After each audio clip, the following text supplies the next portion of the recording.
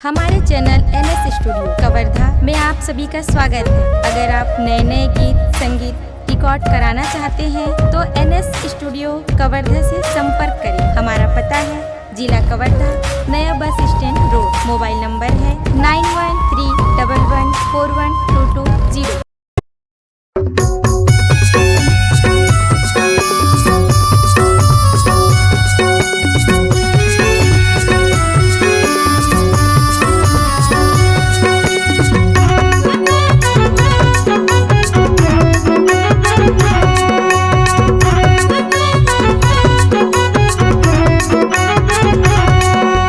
रेलवाही मा मैं रैथा ओ रानी, रेलवाही मा मैं रैथा ओ रानी, सारी दुनिया ला बताऊं मैं लक्की दीवाना या वो रानी, तोरे नाव के गाना लगाऊं मैं लक्की दीवाना या वो रानी, तोरे नाव के गाना लगाऊं।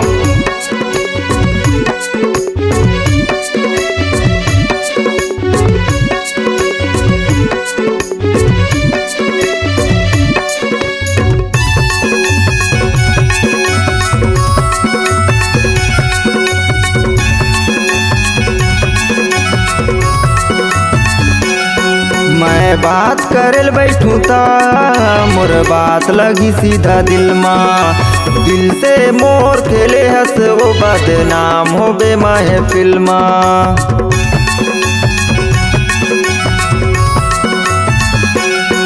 मैं बात करेल बैठूं ता मोर बात लगी सीधा दिल माँ, दिल से मोर खेले हंस वो बदनाम हो बे महफिल माँ।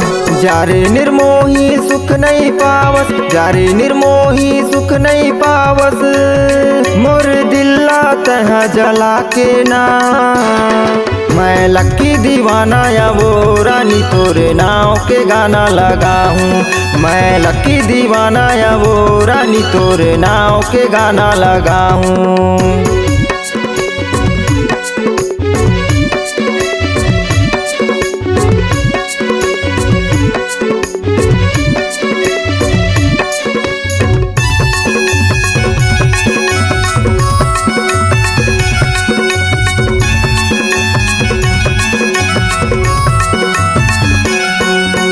दोस्त भाई जाने वो जाने रे आधा बस्ती, माया के नाव लेके रे मिटा दे मोर हस्ती।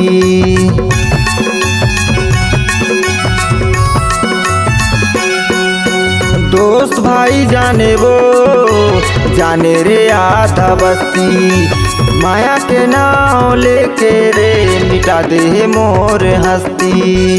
जिया जागत लत मार डारे, जिया जागत लत मार डारे, माया मापन फंसा के ना, मैं लक्की दीवाना या वो रानी, तोरे नाव के गाना लगाऊं मैं लक्की दीवाना या वो रानी, तोरे नाव के गाना लगाऊं।